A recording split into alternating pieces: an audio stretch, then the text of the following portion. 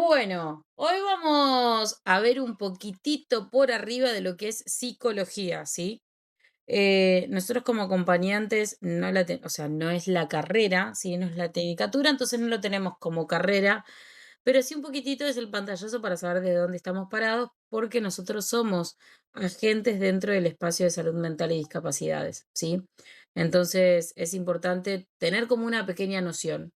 No quiere decir que con esto vamos a tenerlo como materia ni a saber todo, pero sí por lo menos tener los primeros indicios y un poco las cosas claras, ¿sí?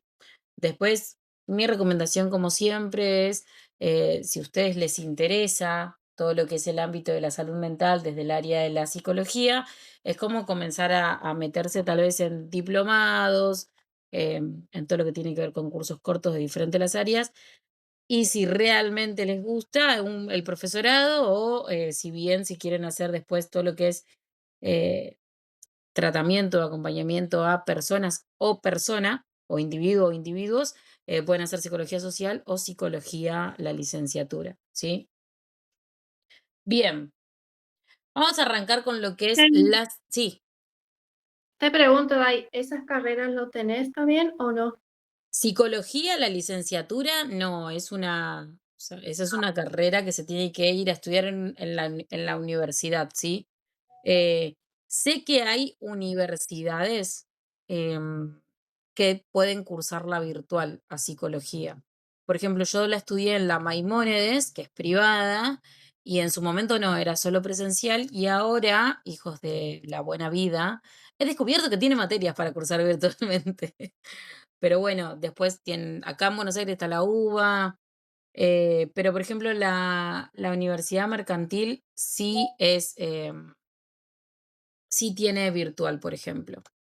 Psicología social, particularmente nuestro centro sí da psicología social, pero por lo pronto no armamos ningún grupito virtual porque no, como que la mayoría termina averiguando para presencial. Pero vamos a probar, capaz más adelante armar uno virtual. Em, pero la diferencia, por ejemplo, ahora vamos a ver un poco de psicología, pero por ejemplo, psicología, em, individual, lo que es la licenciatura en psicología, es para tratar a individuos, ¿sí? A una sola persona.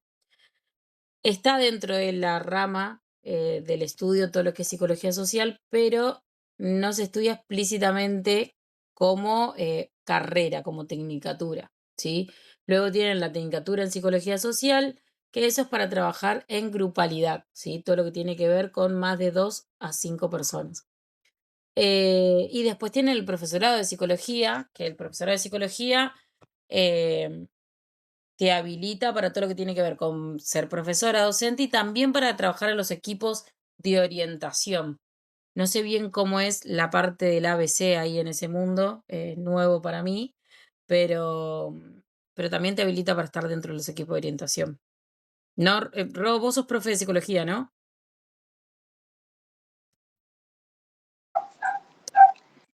Sí, sí, te habilita también para trabajar en el equipo de orientación, ser preceptora y lo que es la rama de psicología tenés varias áreas. Por ejemplo, dar clases de salud y adolescencia, psicología incluido, construcción ciudadana, proyecto de investigación, eh, bueno, y hasta ahí, digamos. Y Bien. preceptora, no sé si dije también. Lo que sí tengo entendido, ¿te validan materias cuando te pasás a la licenciatura? ¿O tenés que empezar de cero? No, empezás de cero. Uf, Sí. Te validan materias si es de profesorado en profesorado. Si quiero estudiar, por ejemplo, el profesorado de psicopedagogía, ahí claro, sí, pero licenciatura, no, no, nada. claro.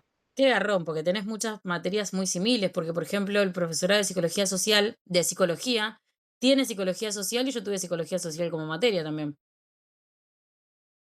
Tienen patologías, estadística y nosotros Exactamente. la tenemos Sí, también como materia. claro, y de hecho, mucho de los contenidos de lo que es el profesorado de psicología es el mismo contenido de la licenciatura. O sea, no es que estamos tan bajos los profesores de psicología y no sabemos por qué. Tendríamos que, o por lo menos, no hacer el curso de ingreso. Claro, sí, Tenemos sí. psicoestadística, psicología clínica. De hecho, hay una página eh, que es como, ¿cómo explicarte? Sería como el Rincón del Vago si buscan en Google. Sí, Bueno, hay algo así también de lo que es la licenciatura en psicología y buscas todos los materiales de, de la licenciatura en psicología y empiezas a comparar y es exactamente lo mismo. claro. Es lo mismo. Los Sí, mismos sí. autores, contenidos, materias. No, es una picardía, porque vuelvo es que tiene casi la misma carga catedrática de cantidad de horas también, porque si uno lo termina en tiempo y forma, psicología, ya sea en la UBA, en la Maimónides, en la de Morón, todo, son 5 o 6 años y es prácticamente la cantidad de carga horaria que también tiene el profesorado. Claro, sí, sí, sí. Pero sí, Sí, lo es que mismo que es el lo que no curso de entiendo, ¿ves? Por ingreso, lo ejemplo, si que es vos sos... más o menos Sí, difícil es psicoestadística. sí, Eh, Tengo algunas compañeras que hicieron el curso de ingreso y le costó por esa materia, lo que es psicoestadística, pero después por las otras materias, básicamente lo mismo. claro, porque eso es lo que a lo que iba de que me hacía ruido, porque, por ejemplo, psicopedagogía, si vos sos profesora o técnica en psicopedagogía, después puedes hacer la licenciatura y no hace falta que le cargues los 5 años, o sea, sumás 2 años más. Igual que trabajo social, vos puedes estudiar el profesorado, la tecnicatura de trabajo social, que es como esto del profesorado de psicología, que son la misma cantidad de horarios, y después cuando haces la carrera no hace falta que hagas toda la carrera de licenciatura en psicología, en trabajo social.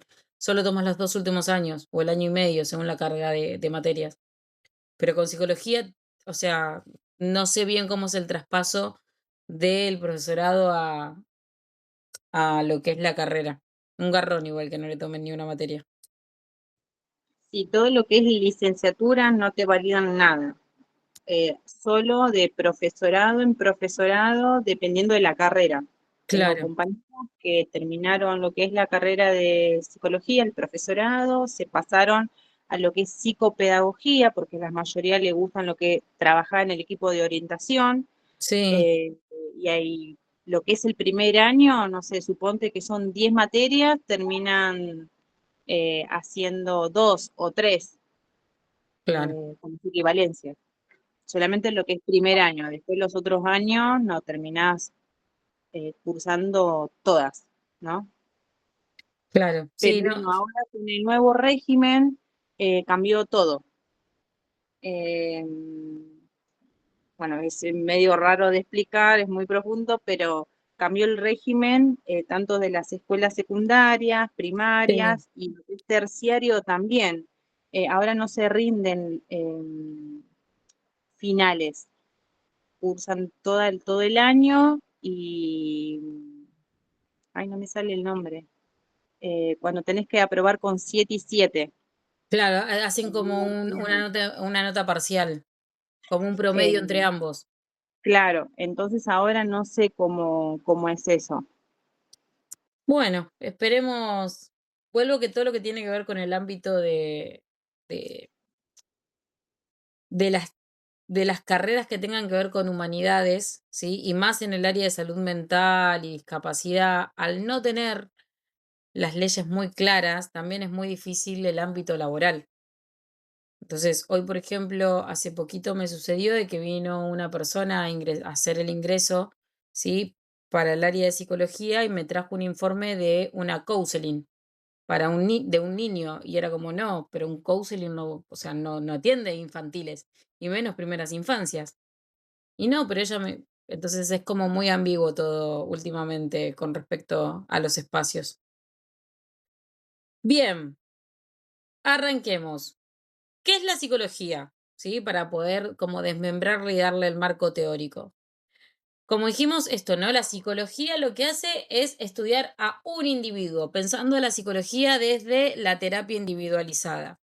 ¿Qué es lo que estudia de ese individuo? El comportamiento, ¿sí? Todo lo que son sus procesos mentales. Entonces, el terapeuta, el psicólogo, psicóloga, ¿sí? Una vez que se recibe, lo que hace es analizar a las personas. ¿Vieron que siempre te dicen, te cruzas a alguien y dice, con un psicólogo decís, no me psicoanalices, no? En realidad lo que hacemos es poder estudiar el comportamiento humano. ¿Desde dónde? ¿Desde lo que dice explícitamente? No, sino desde donde piensa, siente, percibe, aprende, se relaciona con los demás, se relaciona con su entorno, ¿sí? Y por sobre todas las cosas, se interesa por comprender las emociones de este individuo, la personalidad, la memoria, qué cosas lo motivan, qué cosas no, cómo son sus vínculos sociales. Y así como cada uno de estos factores incluyen en un equilibrio o un desequilibrio para generar un bienestar o un malestar psicológico, ¿sí? Entender esto siempre como lo venimos planteando desde el principio, el ser humano como un ser en equilibrio. Entre estos, la parte de las emociones, que a lo que nosotros siempre flasheamos onda versión Disney, que las emociones vienen del corazón, no, vienen de procesos químicos de nuestro cerebro. Entonces, poder, ¿sí? Comprenderlos para poder llevar adelante este equilibrio físico, ¿sí? De la mano de la perspectiva terapéutica, ¿sí? Cuando alguien va a terapia, la psicología lo que hace es buscar comprender y acompañar los procesos subjetivos de las personas. ¿Alguna sabe qué es lo subjetivo? Que es algo que vamos a empezar a nombrar durante todo el curso a partir de ahora.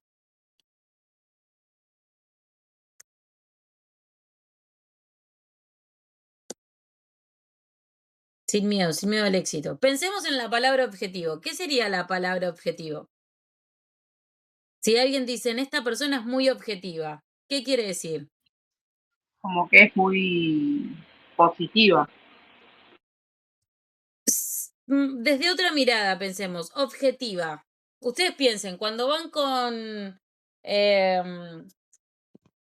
son unos francotiradores y tienen un objetivo. ¿Qué hacen?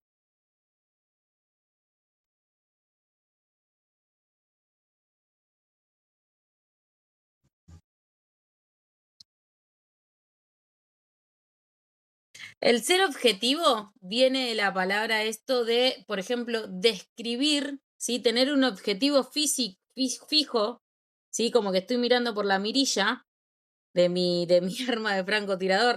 El peor ejemplo estoy dando igual en este momento, ¿eh? Pero bueno, imagínense mirar por a través de algo y mirar un objetivo fijo y a este objetivo lo voy a describir, explicar, predecir, ¿sí? Pero de una manera en la cual yo no la cargo de mis emociones, en la cual yo me desprendo de aquello que me hace sentir ese objetivo, sino que la puedo describir como tal cual es. Por ejemplo, no sé, yo tengo acá un auto verde, ¿sí? Este auto es verde, este auto tiene 4 ruedas, este auto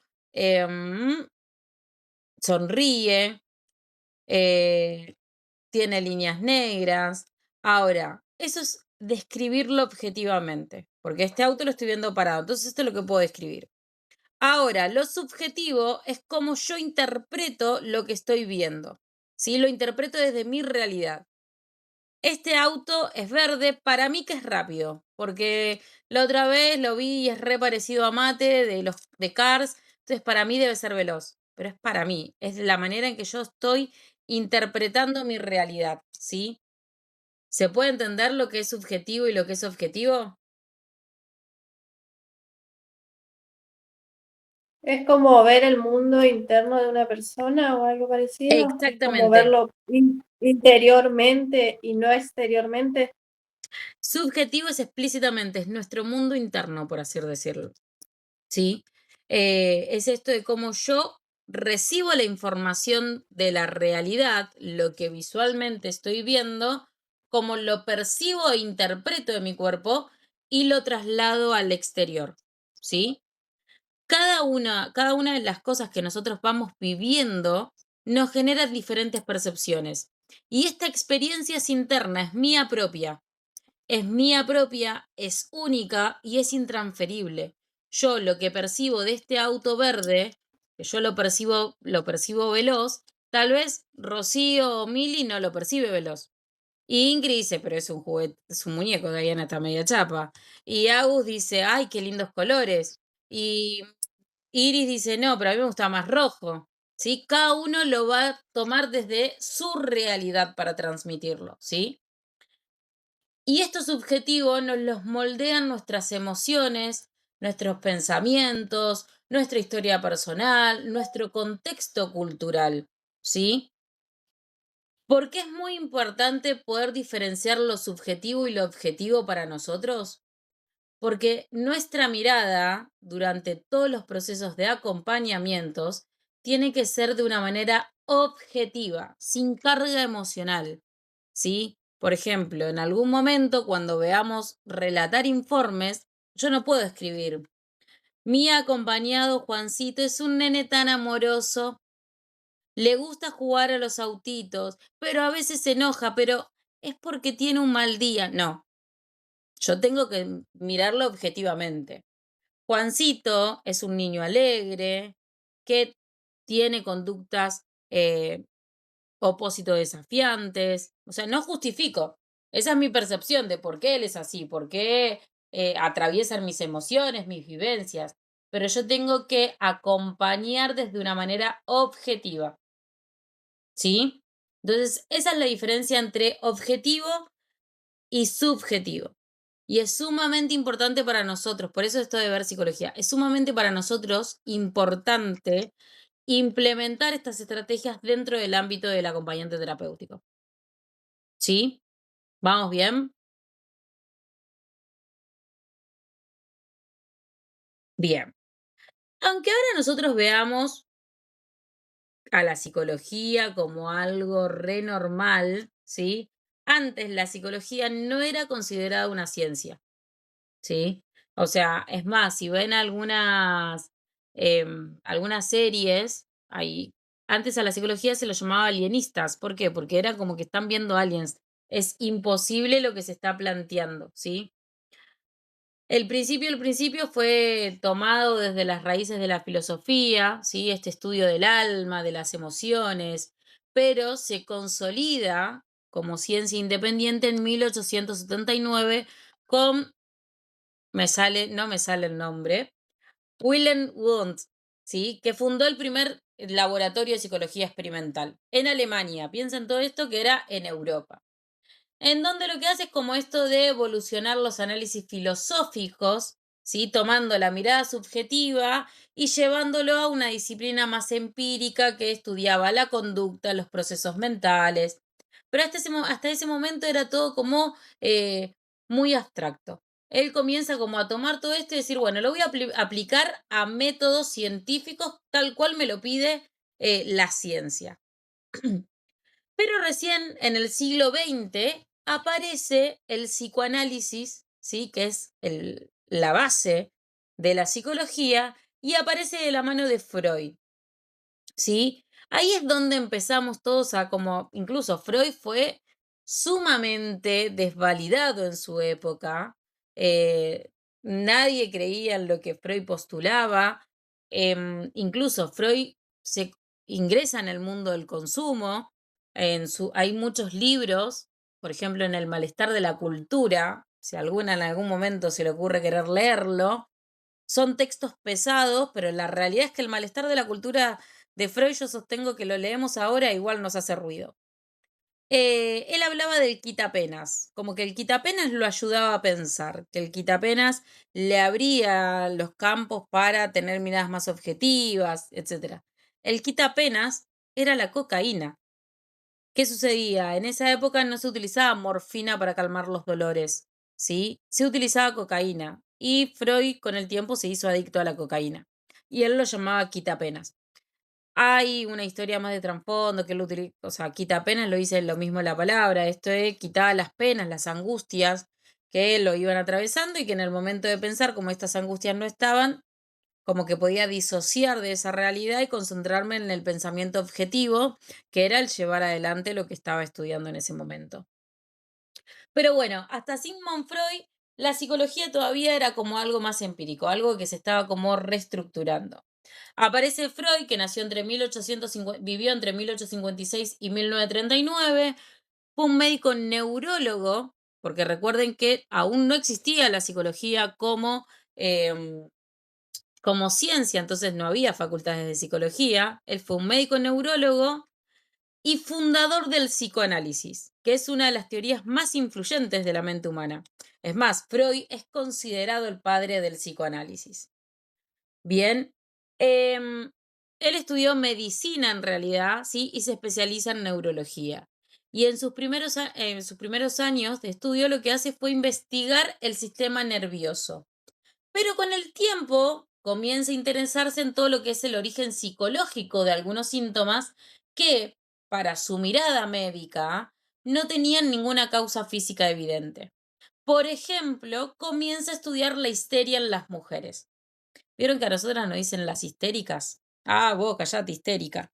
Bueno, Freud empieza a analizar de que la histeria, todos esos síntomas que aparecían premenstruales, no se originaban por algo físico, sino por algo que tenía que ver con lo que él después desmembra en el aparato psíquico, en un conjunto de emociones mezcladas con vivencias, mezcladas con un montón de aspectos. ¿Sí? ¿Hasta ahí vamos bien? Bien. Durante todas sus investigaciones lo que desarrolla es el precepto del psicoanálisis, que lo consideran como un método terapéutico y una teoría sobre el funcionamiento de la mente que plantea que muchos pensamientos, deseos y recuerdos permanecen en el inconsciente. Pero aunque estén en el inconsciente, influyen en lo que somos hoy, ¿sí? Influyen en la conducta, pero no nos damos cuenta.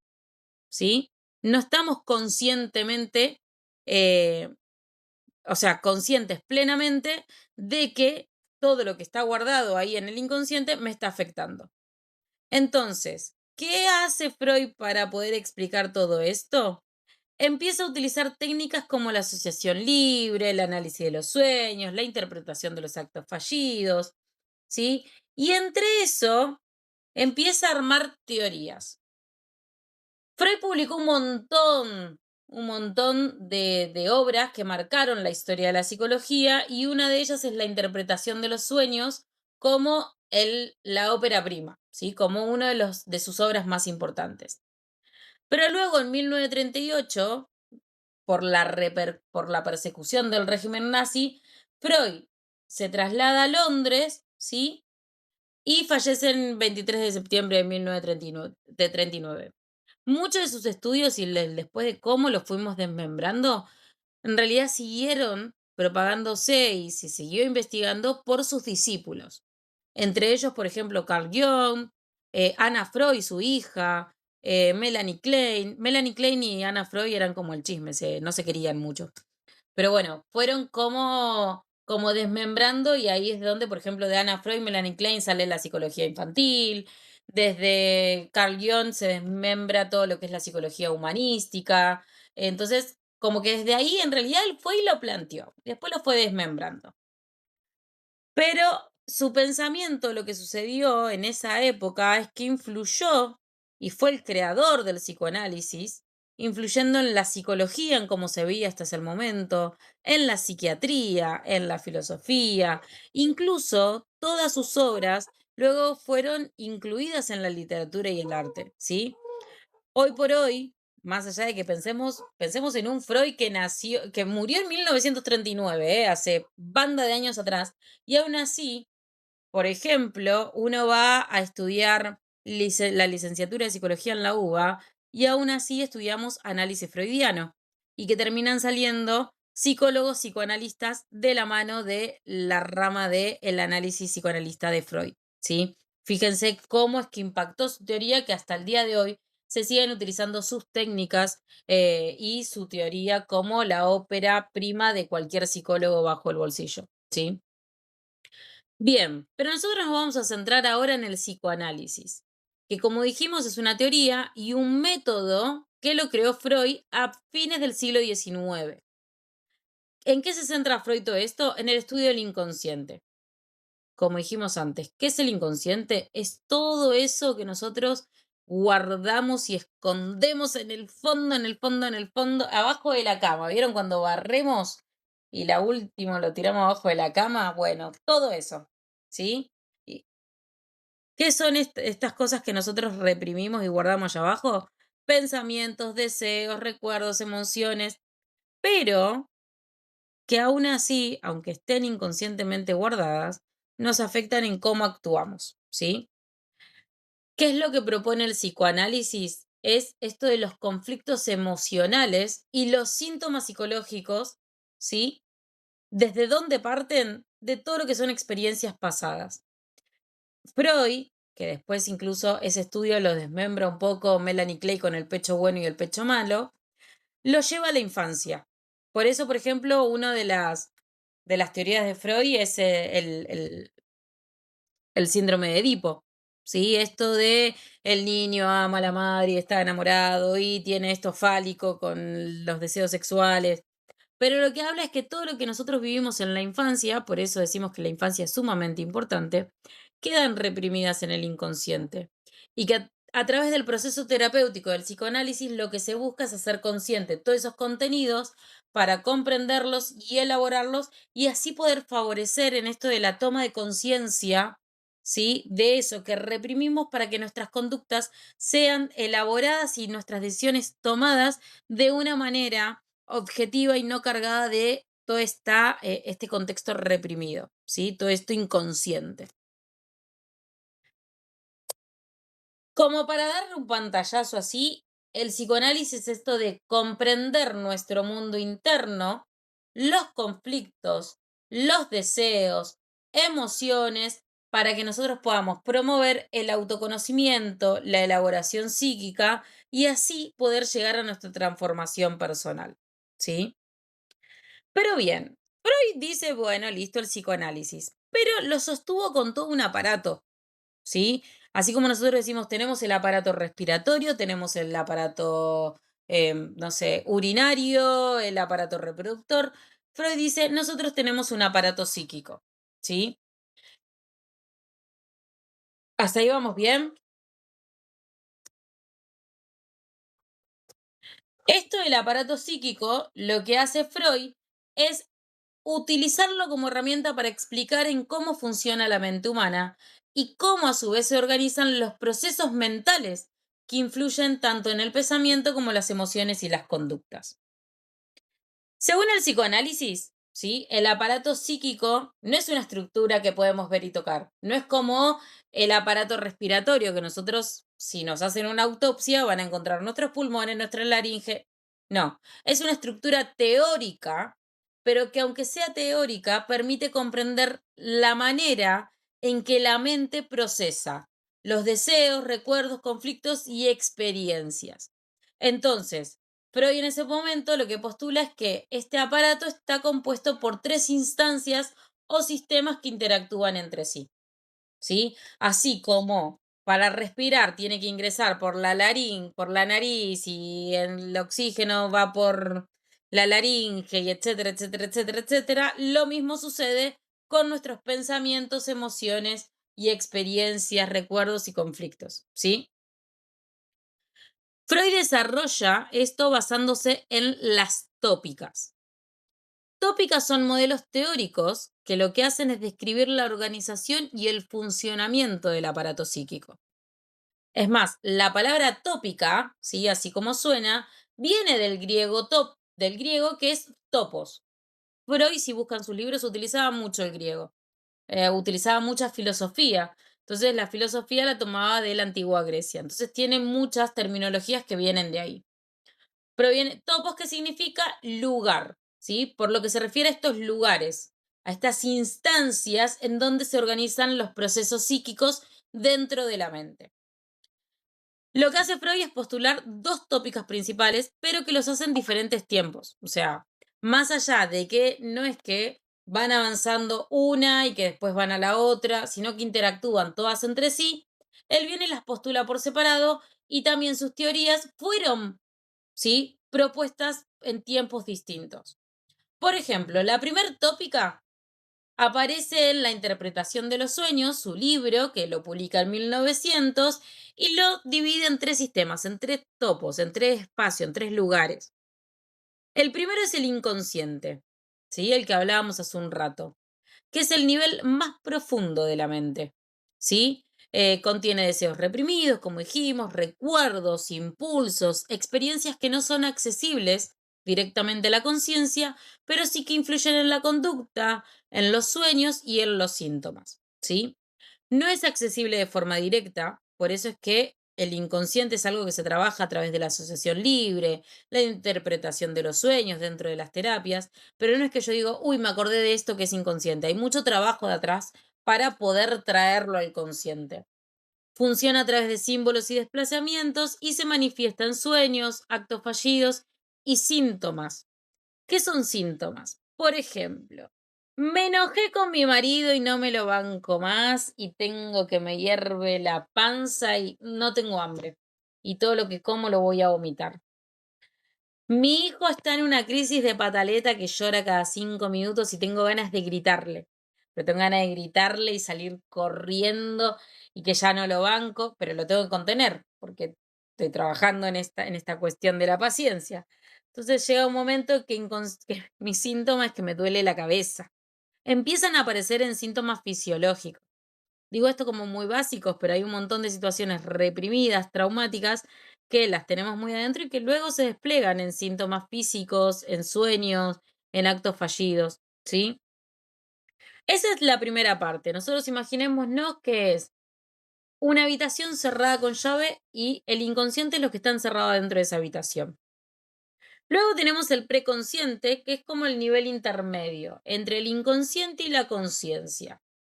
En el preconsciente, ¿sí?, hay recuerdos y pensamientos que no están presentes en la conciencia en ese momento, pero se pueden hacer conscientes con facilidad. Es como que quedan como en una membrana, ¿sí? Imagínense el mosquitero. Es el mosquito que no puede entrar adentro de la habitación porque no lo estoy encerrando, pero que aún así no llega a la conciencia, sino que queda ahí dando vueltas alrededor del mosquitero, pero que puede de repente agarrar, empezar a volar y llegar a la realidad, al consciente, ¿sí? Pero mientras está ahí trabado en el mosquitero. Y funciona como puente entre el inconsciente y lo consciente, ¿sí? Es ese mosquitero, en donde todo lo inconsciente también pasa por esa pequeña membrana. Y por último, sí, en estas instancias tenemos el consciente, que es el nivel donde se encuentran los pensamientos, percepciones, sentimientos que las personas se dan cuenta en el momento presente. ¿Qué es esto? Mi subjetividad en el aquí y ahora, ¿sí? Es lo que me permite percibir la realidad e interpretarla. Y está relacionado todo con lo que es la atención y la percepción y cómo yo interpreto esta atención y esta percepción, ¿sí? Es mi subjetividad. El inconsciente es todo lo subjetivo que tengo alrededor mío. Luego, en 1923, Freud plantea la segunda tópica, ¿sí? Que sale en un libro que se llama El ello y yo, ¿sí? En donde lo que hace es postular 3 nuevas instancias estructurales, que como dije antes, no es que una es un avance hacia la otra, sino que todas interactúan entre ellas, ¿sí? No tienen como un camino específico. La primera es el ello, que es la parte más primitiva e inconsciente de la mente, ¿sí? Es esto donde se contienen los impulsos, los deseos, necesidades básicas y que se rige por el principio del placer, ¿sí? Lo que buscan es la satisfacción inmediata y es la fuente de la energía psíquica. Yo siempre doy el mismo ejemplo. ¿Saben quién son todo ello?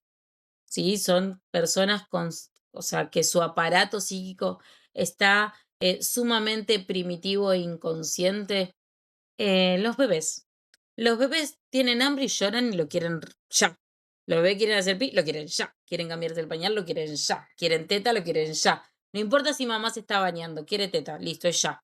Sí, si no lloro, grito porque yo lo necesito satisfacer mi necesidad de inmediato. ¿Sí? Los bebés y los niños hasta una edad son todo ello.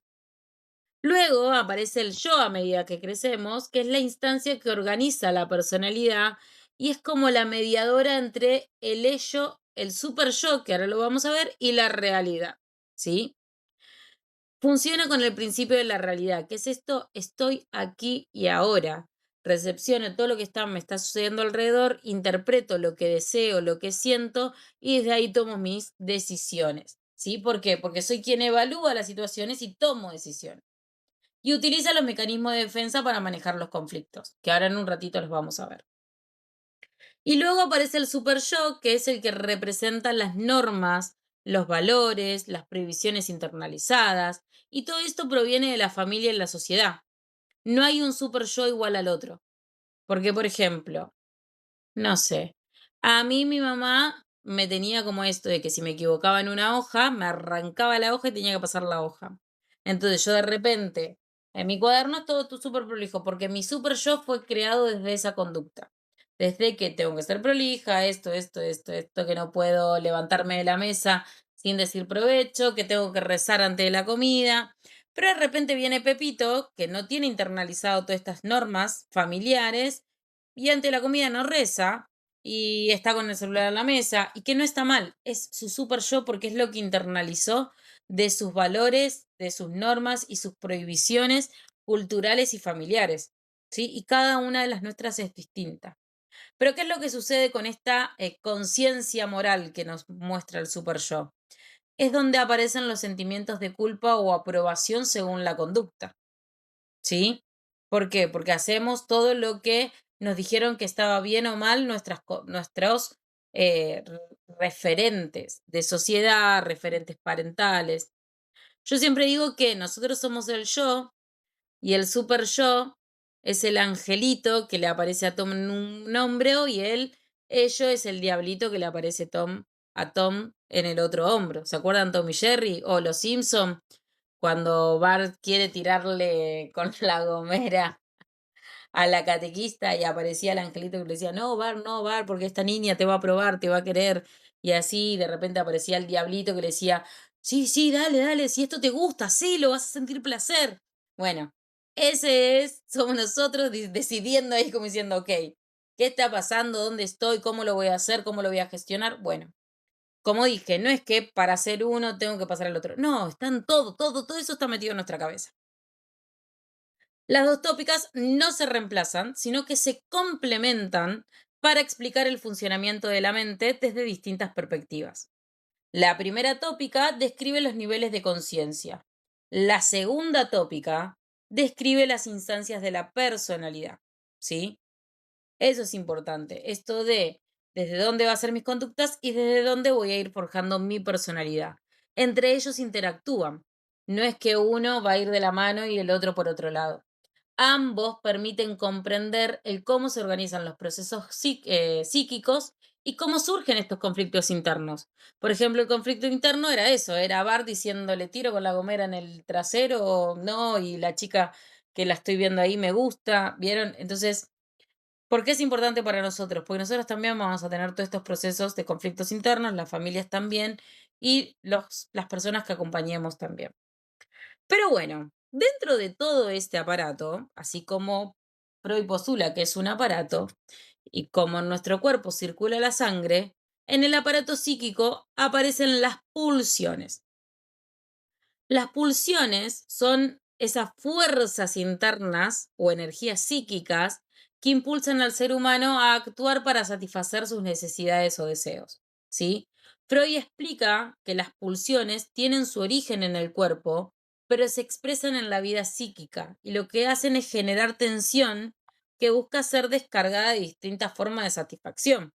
Es como, por ejemplo, ¿cuántas personas de repente están muy ansiosas porque, no sé, mañana tengo un examen y mi cabeza está como tensa y excitada y no sé qué hacer, para dónde correr porque mi cuerpo necesita descargar Y bueno, me clavo un panchito y después del panchito me clavo una empanada y después la empanada y aparece la birrita y empiezo a comer para satisfacer esta descarga de energía psíquica que tengo para ese conflicto que se me apareció allá arriba. ¿Sí? Describe los 4 elementos que componen de una pulsión como fuente, empuje, objeto o meta, meta o fin, ¿sí? ¿Qué es la fuente? La fuente es el origen corporal de la pulsión. O sea, por ejemplo, esta necesidad o excitación que surge en el organismo. Pensemos que esto igual Freud lo explica así porque lo refiere a todas pulsiones sexuales, ¿sí? Nosotros le vamos a dar estas terminologías pensándolo más allá, pero toda la teoría de Freud dice, che, tenés y lo vas a sacar teniendo relaciones con Pepito, vas a acuchillar a alguien pensando que es un palo fálico, ¿sí? Freud lo llevaba todo por ese lado, pero en realidad la fuente puede ser puede ser de origen corporal y que tiene esta necesidad o excitación que surge en el organismo. ¿Sí? Es como la piernita temblando cuando estás por dar un examen o cuando tenés impaciencia por esperar algo. El empuje es la fuerza o energía que impulsa a la persona, ¿sí? A nosotros como individuos, a actuar para satisfacer esa necesidad. El objeto es lo que utilizamos para lograr esa satisfacción. Y la meta o fin es cuando la satisfacción o la descarga de la atención se terminó, o sea, como que la pude saciar. Por ejemplo, yo quiero llamar a mi ex y mi cuerpo dice, no, Diana, no lo llames. O sea, le pusiste la perimetral hace 20 días, no podés. Entonces, como, no, pero yo lo necesito llamar porque lo extraño, porque vi esta novela y estoy enamorada y no lo puedo llamar. Entonces, dejo el celular y tengo 2 opciones. Me pongo a llorar, me como las uñas o me clavo una birra. Entonces, eso es como yo utilicé esa necesidad que tenía y la llevé a un objeto meta o fin, ¿sí? Lo ideal sería andar a terapia, pero bueno, terapia está cara también, chicas. ¿Se entendió un poquito? Bien. Freud distinguió 2 tipos grandes de pulsiones, ¿sí? Que uno es la pulsión de Eros, que es la pulsión de vida. Como les dije, recuerdan que Freud utilizaba muchas palabras y nombres griegos que están relacionados con la conservación de la vida, el amor, el vínculo, la sexualidad, buscan unir, crear, preservar vidas y todo lo positivo, ¿sí? De la energía. Y luego tenemos la pulsión de muerte, que es tánatos, que se relacionan con estas tendencias destructivas, agresivas, que pueden dirigirse hacia uno o hacia los demás. Datito de colores que necesitamos las 2, chicas. Necesitamos tanto la pulsión de vida como la pulsión de muerte equilibradas dentro de nosotros. Porque desde ahí es de donde aprendemos, desde ahí es donde salen las ecuaciones para poder repensar y tomar decisiones, ¿sí? Las pulsiones, ¿sí? Forman parte del ello dentro del aparato psíquico, porque generan conflicto con las normas sociales o morales que presenta el superyo. Y el yo es el que intenta mediar entre estas fuerzas para mantener el equilibrio psíquico. ¿Vieron esto? La toma de decisión de Bart, ¿sí? Ahí actuaban sus pulsiones, la de agredir a un otro o satisfacer la necesidad de agradar a un otro, ¿sí? Y de ahí esa tensión, ¿quiénes la mediaban? El ello y el super yo, y el yo intentando de mediar entre ellas, ¿sí? ¿Se entiende más o menos? Pensé en la de Bar porque es como la de donde literalmente aparecen los muñequitos y todo. Bien, como les dije antes, nosotros para poder mediar con la realidad utilizamos mecanismos de defensa. ¿Sí? Los mecanismos de defensa son como los escudos del Capitán América. Son nuestras estrategias psicológicas, pero que son inconscientes. Nosotros no nos damos cuenta de que estamos utilizando estas estrategias, que utiliza la mente para protegerse de la ansiedad, del conflicto interno, de emociones que resultan difíciles de aceptar. Pero vuelvo, esto no es que lo hago conscientemente, decir, no, yo me voy a poner en negación. No, es un mecanismo de defensa que lo genera el inconsciente y que se hace automáticamente sin poderle darle racionalidad, ¿sí? Estos mecanismos lo que hacen es permitir que la persona pueda mantener cierto equilibrio psíquico frente a situaciones que generan tensión o malestar. Los mecanismos de defensa actúan de manera inconsciente y son utilizados principalmente en el yo para mediar estos impulsos. Y tenemos algunos que nosotros utilizamos frecuentemente, que estoy segura que si se ponen a pensar, utilizaron alguno en su vida. El primero, ¿sí? Es la represión, que es esto de mantener fuera de la conciencia pensamientos o recuerdos que generan angustia. Es literalmente lo que enterramos en el inconsciente y lo cerramos con llave, ¿sí? No sé, esto me molestó, esto me puso triste. Habitualmente son pensamientos displacenteros que los bloqueamos, como que los llevamos a nunca pasó, nunca existió. Si yo no me acuerdo, no lo viví, ¿sí? Y de ahí viene la negación, en donde rechazamos reconocer una realidad dolorosa o amenazante. La negación, por ejemplo, es uno de los principales procesos que se dan en los procesos de duelo. Cuando nos dicen que algo sucedió, automáticamente nuestro cuerpo inconsciente de protegernos de ese dolor, decimos, no, no te lo puedo creer. No, no, me estás mintiendo. No, no te lo puedo creer. No, no, no, no, no.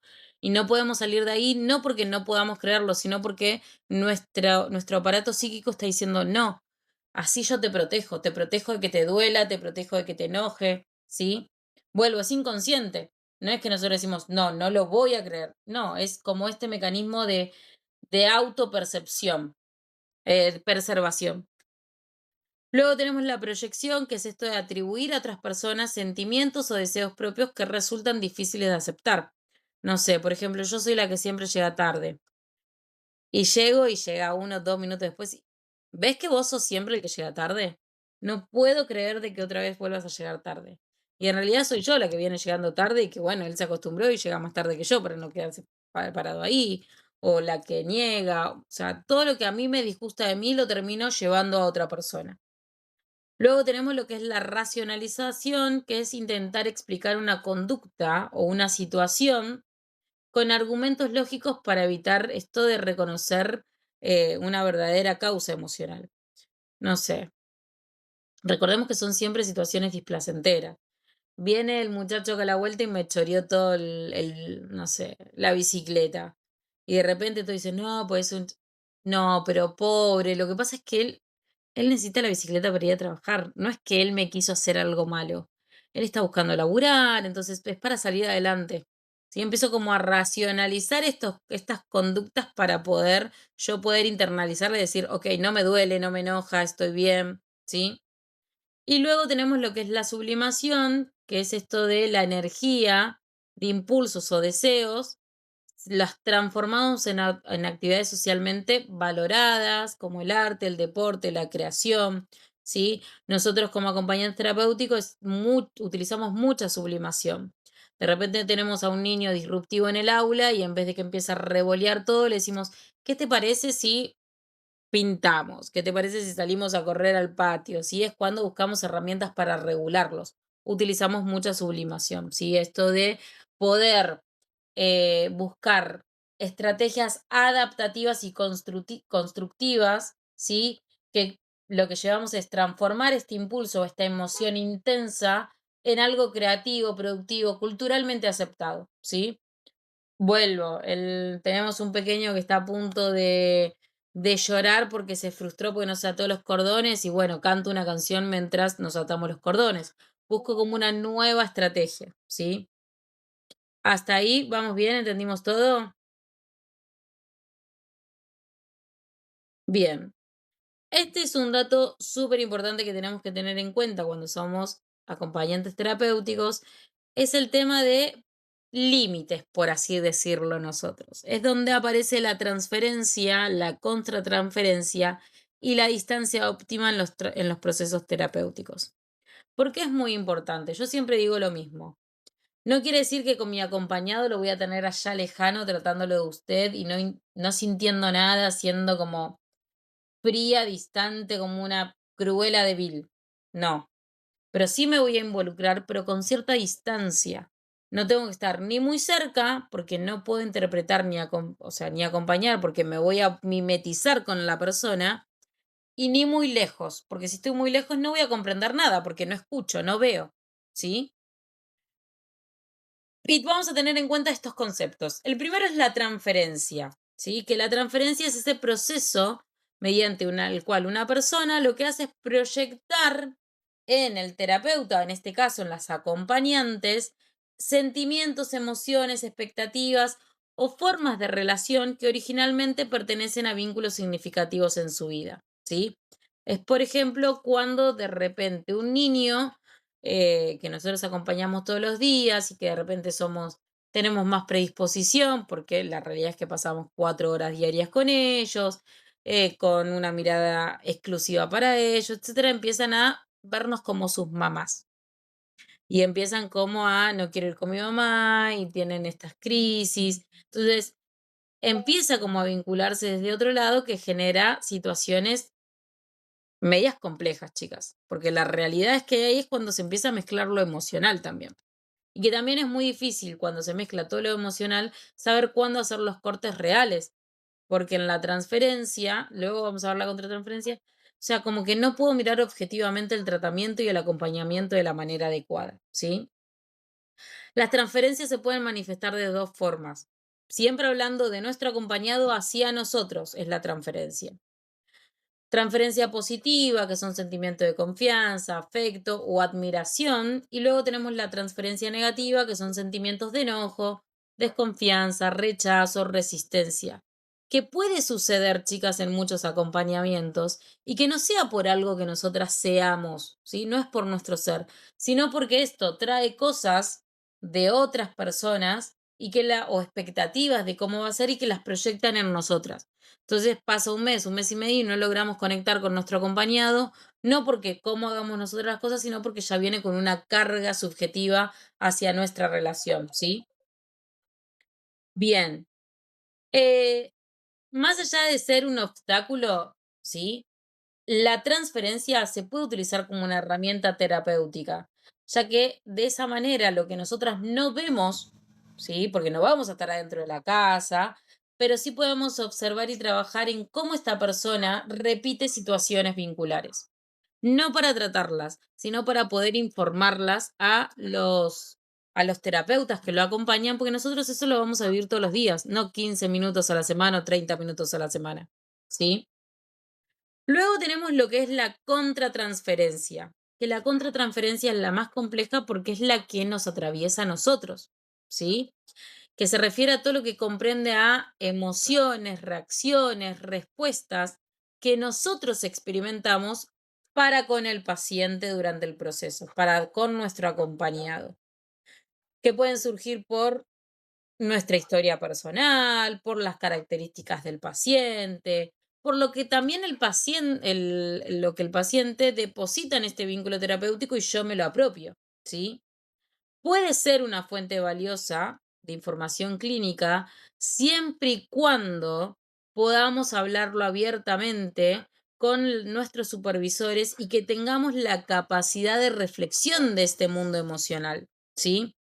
Hace un tiempo yo hice una supervisión de una acompañante terapéutica que estaba atravesando una situación particular de su vida no me acuerdo si era su padre, su abuelo, con demencia senil, la estaba como absorbiendo mucha situación y, opa, agarra un caso muy similar, ¿sí? Con un paciente con cuasi los mismos diagnósticos y síntomas y de repente se veía atravesada emocionalmente que nos termina afectando cada caso, en la cual se sentía triste, no podía avanzar, o sea, sentía como que a medida que ellos perdían la memoria, ella también se iba yendo. Entonces es súper importante esto de poder trabajarlo, que tiene que ser que nosotros podamos vivir la contratransferencia, pero visto de una manera objetiva, desde un pensamiento crítico y analítico para poder utilizarlo. Si no, nos puede comer. Y si nos comen, nos hace mal emocional y físicamente, ¿sí? Aparte que perdemos la objetividad. El tratamiento se va para cualquier lado porque no somos objetivas en cómo brindar las herramientas adecuadas para la persona. Así también no solo para la persona, ¿sí? A veces también nos pasa que esta contratransferencia las tenemos para con la familia. De decir, che, en este caso yo ya no puedo estar más porque no me dan los horarios con la facultad o no me dan los horarios con mis hijos o no sé. A mí me ha pasado de no po- de me sucedió en un caso en particular que tuve mucha, mucha contratransferencia al punto que no podía decirle que no a la mamá. Y yo terminé volviendo a mi trabajo con la cicatriz de la cesárea, o sea, sin sacarme los puntos. Y que después el nene me pegó una patada, me hizo repipa, todo. Y yo ahí como que dije, no, no, no, no, no, tengo que poner un parate, un límite y una distancia, porque me involucraba mucho en lo que estaba sintiendo la madre, en que sufría porque no tenía acompañante, y yo me veía interpelada porque venía sucediendo con mis hijos. Y cuando me di cuenta, terminé como envuelta en esa masa sin la distancia óptima. Entonces, a mí la contratransferencia no me fue en ese momento como productiva, sino que me llevó a mí a una situación súper incómoda y la verdad súper cargada emocionalmente. Entonces hay que tener mucho cuidado con esas situaciones. Luego tenemos, para poder mantener esa distancia, ¿sí? Esa transferencia y contratransferencia acorde, ¿sí? Tiene que aparecer lo que es la distancia óptima, que era lo que yo les decía hace un ratito. Ni tan cerca ni tan lejos. Esto es el equilibrio necesario que se debe tener como acompañante para mantener la relación terapéutica ni demasiado distante ni excesivamente involucrado emocionalmente, ¿sí? Yo me puedo involucrar en el tratamiento, puedo ser empático, puedo tener comprensión, puedo generar contención emocional, pero siempre tiene que haber límites claros en el vínculo terapéutico, ¿sí? ¿Por qué? Porque mantener esta distancia permite que nosotros como acompañantes podamos acompañar al paciente sin perder la capacidad de observación y análisis, evitando así involucrarnos de una manera que interfiera con el proceso en sí. Si no, nosotras mismas, más que las herramientas, terminamos siendo como el obstáculo. Bien. Hay que entender que cada uno de estos procesos terapéuticos son súper importantes. Tanto la transferencia como la contratransferencia y la instancia óptima no son malas palabras. A todas nos va a suceder en algún momento. Son aspectos centrales también en cualquier tipo de intervención terapéutica, no solo acompañantes terapéuticos, sino terapia, arteterapia, estimuladora temprana, fonoaudióloga. Hay algo, ¿sí? Que se termina. ¿Por qué? Porque nosotros somos seres sociales, sujetos de vínculos. Entonces, sí podemos utilizarlo en pos al tratamiento. ¿Cómo? Comprendiendo cómo se construyen los vínculos de nuestro acompañado. De ahí poder identificar patrones o sea, relacionales, vinculares que esta persona repite. Poder así de esta manera elaborar emocionalmente un espacio seguro, ¿sí? En donde haya límites claros, en donde haya corresponsabilidad emocional, ¿sí? Y principalmente es esto de garantizar que el proceso del acompañamiento terapéutico se desarrolle dentro de un marco ético y profesional. No quiere decir que no haya confianza, que no haya confidencialidad, que no haya confiabilidad, sino que tiene que ser todo encuadrado y con límites claros, ¿sí? Cuando nosotros como acompañantes logramos reconocer y manejar adecuadamente estos procesos, la relación terapéutica se convierte en un espacio de confianza, de contención, de transformación, de objetividad, en donde el acompañado puede explorar su mundo interno y desarrollar nuevas formas de relacionarse consigo mismo y con los demás, que es nuestra base, es esto de ser puentes, de poder brindarle la autonomía, de poder conocerse a sí mismo y conocer a otros, ¿sí? Bien, chiquis, ¿hasta ahí alguna duda, pregunta, algo? De este sí va a haber preguntas, ¿sí? Después yo se las voy a pasar. No son muchas, pero como es o sea, una teoría, no está aislada del resto, pero es una teoría con mucha carga teórica, les voy a mandar las preguntas. Yo después en un rato más tarde les voy a pasar los PDF de los libros por si quieren leerlo. Y capaz que les pinta el bichito y alguna después quiere seguir profesionalizándose. Son pesados de leer. A mí me gusta mucho Malestar de la Cultura, pero es pesado de leer, es la realidad. Pero si le toman la mano a ese, después como que le van a ir tomando la mano al resto. Em, ¿Hasta ahí alguna duda, consulta, pregunta?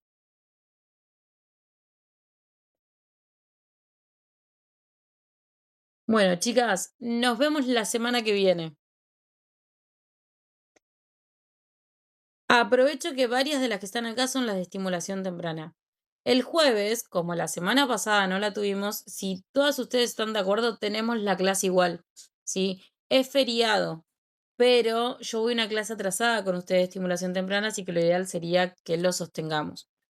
Lo mismo Agus con el tema de arte terapia y el de operador. O sea, nos agarraron todos los feriados, porque todos los feriados parecía que eran jueves y viernes. Así que este Semana Santa, que es un poco más tranquilo, porque nada, fin de mes está más complicado para hacer cosas, vamos a dar las clases iguales, ¿sí? Si alguna lo ve muy complejo, me hice y la ve grabada, pero bueno, lo ideal es la voy a dar igual, ¿sí? El jueves tendría arte, terapia y operador juntos. ¿O cómo es? En diferentes horarios, pero sí vamos a tener todas las clases. O sea, el jueves, aunque sea feriado, no se cancela ninguna clase. Dale. Bueno, chiquis, nos vemos. A la mayoría de ustedes las veo el jueves igual. En diferentes cursos, pero todas las veo el jueves. Les mando un abrazo muy grande, chicas. Dale, chao.